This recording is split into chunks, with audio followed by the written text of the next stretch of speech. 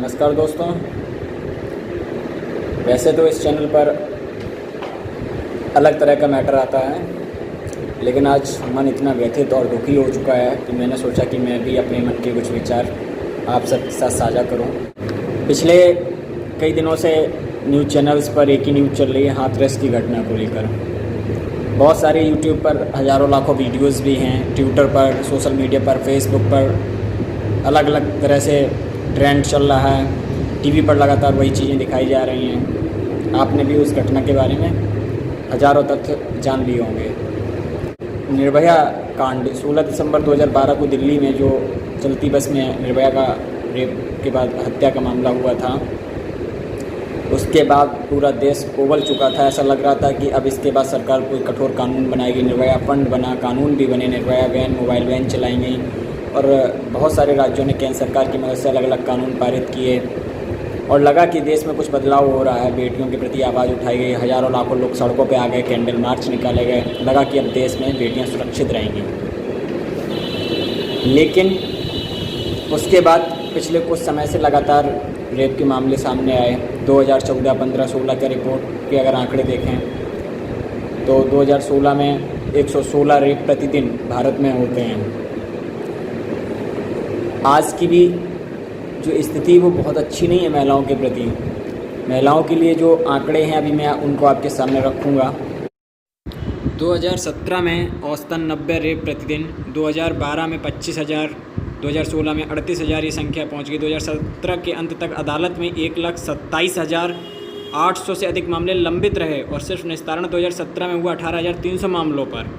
2012 से 2011 के बीच 26% केवल मामले थे और उसके बाद 25% हो गए। तो ये रेशियो है, आप देख सकते हैं। घरेलू महिलाएं बढ़ रही हैं, आजकल सेना में भी जा रही हैं, मीडिया में हैं, राजनीति में हैं, पुलिस में है, प्रशासन में है, लेकिन अभी उतनी अच्छी सोच डेवलप नहीं हो पाई जितनी होनी चाहिए। इसके पीछे एक तो शिक्षा की कमी है, यानी कि महिलाओं का और पुरुषों का दोनों का शिक्षित होना ज़रूरी है।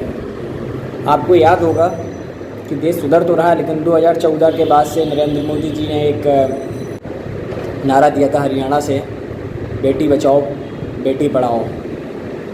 इस नारे को पूरे देश ने स्वागत हुआ, तरह तरह के स्लोगन बने, हज़ारों आपने भी पढ़े होंगे, देखे होंगे, बेटी बचाओ बेटी पढ़ाओ। कंपटीशन में भी क्वेश्चन आते हैं।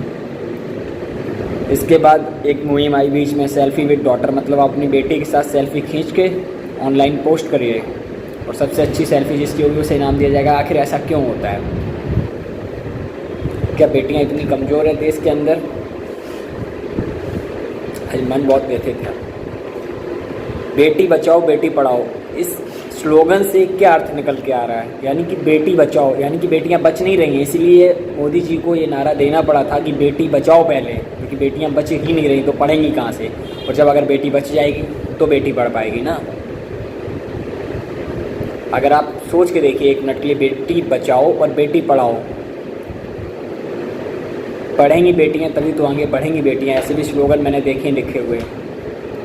यानी कि बेटियां पहली बात तो जो बच भी जाती हैं उन पर इतने अत्याचार होते हैं कि वो पढ़ ही नहीं पाती हैं।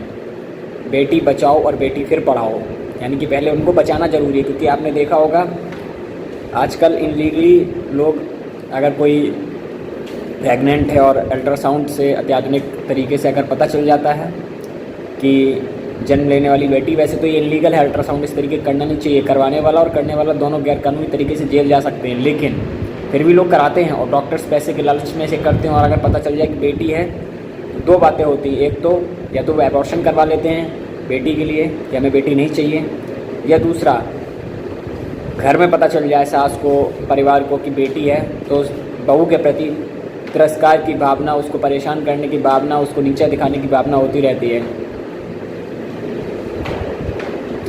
ससुराल में बेटियां सुरक्षित नहीं हैं, मायके में बेटियां सुरक्षित नहीं हैं। अभी जो घटना हाथरस की हुई, उसके पहले उत्तर प्रदेश में उन्नाव की घटना हुई थी। आपने देखा होगा कुलदीप सेंगर विधायक जो है जेल चले गए थे इसी मामले को लेकर, सत्ताधारी पार्टी के। इसके बाद भी घटनाएं हुई। हैदराबाद की घटना आपको याद होगी, मारने के बाद बेटी को हाईवे के नीचे जला दिया गया था, डॉक्टर थी।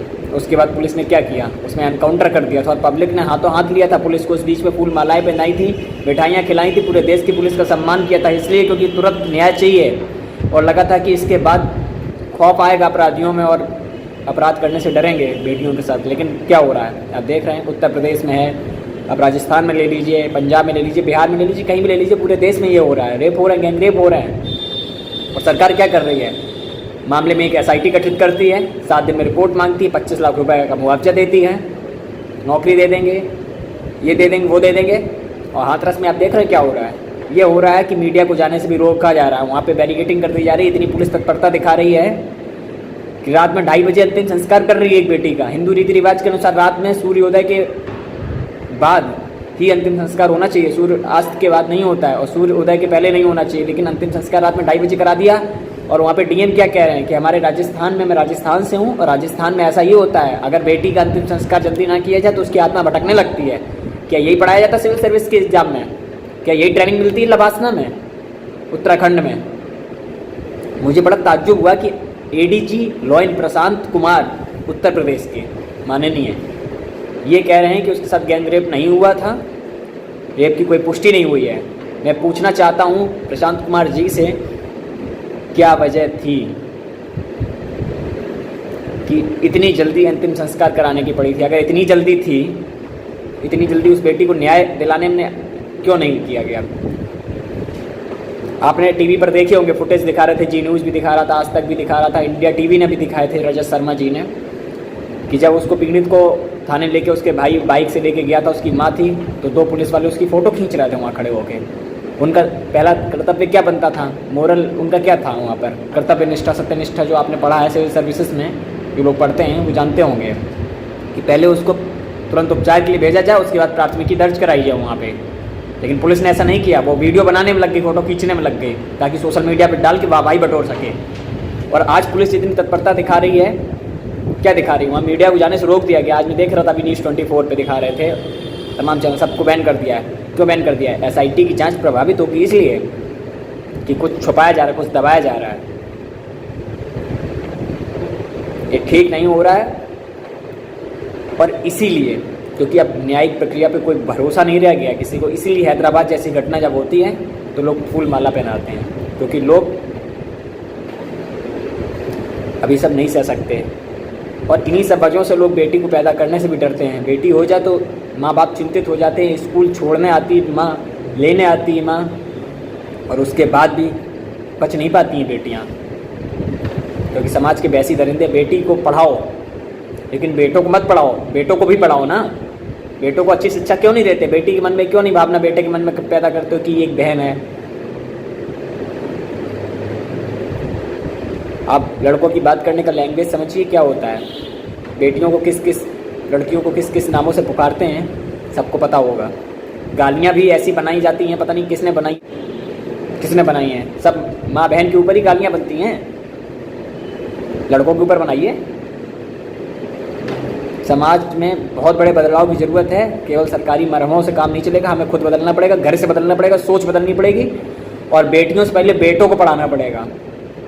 बेटों को पढ़ाइए और उनमें कुछ ठूस ठूस के संस्कार भरिए, ताकि अगर उन्हें कोई अकेली लड़की दिख जाए रात में तो वो उसे घर छोड़ दें, सुरक्षित जाएं एक भाई के नाते। ये ना हो कि उसका फ़ायदा उठा लें। ऐड भी आपने बहुत देखे होंगे कि अकेली लड़की मौका नहीं, जिम्मेदारी होती है। इसे दिखाने भर के ऐड होते हैं क्या? उत्तर प्रदेश पुलिस बड़ा महकमा, पूरा उत्तर इतना बड़ा प्रदेश है, पुलिस हाई क्वालिटी की पुलिस है, वहाँ पर 1090 जैसी व्यवस्था है, एंटी रोमियो टीम जैसा काम करने वाला, उसके बाद भी बेटियाँ सुरक्षित नहीं। आखिर क्यों नहीं है?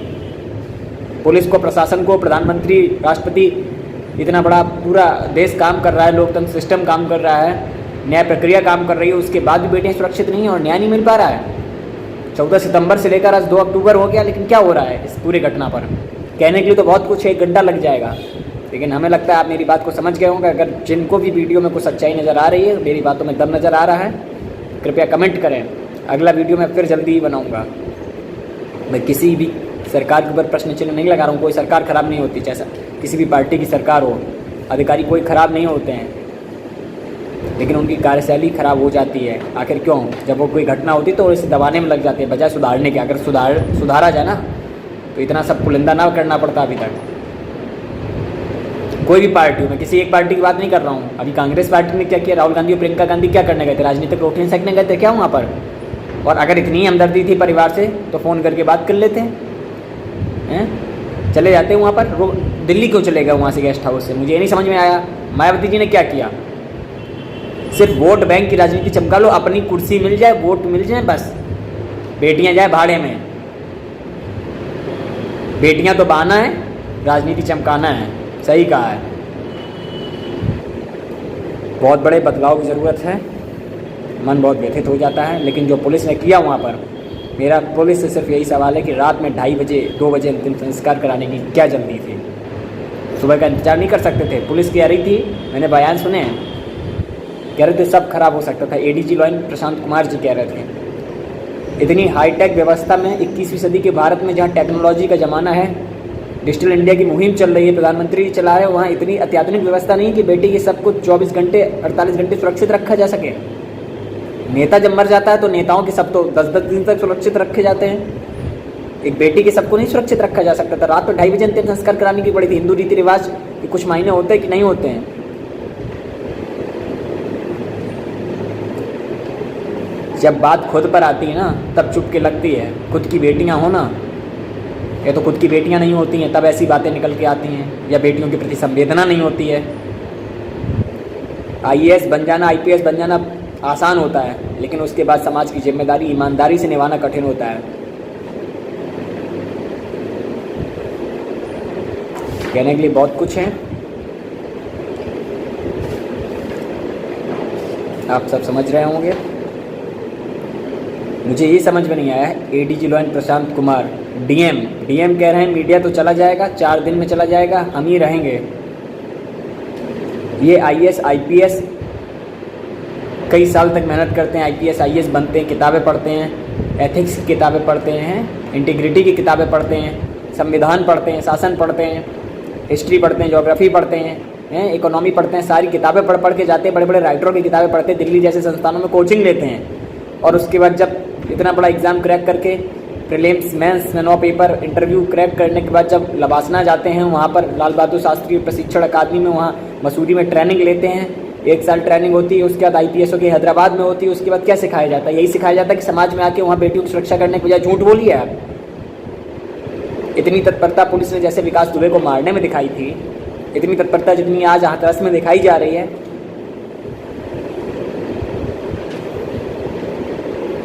इतनी अगर समाज को सुधारने में लगाई जाए ना और ईमानदारी से ड्यूटी करना है, तो ये सब नहीं होगा। अपनी बात यही समाप्त करते हैं। जय हिंद। आप अपने कमेंट जरूर करिएगा, बस वीडियो को हो सके तो शेयर करिएगा।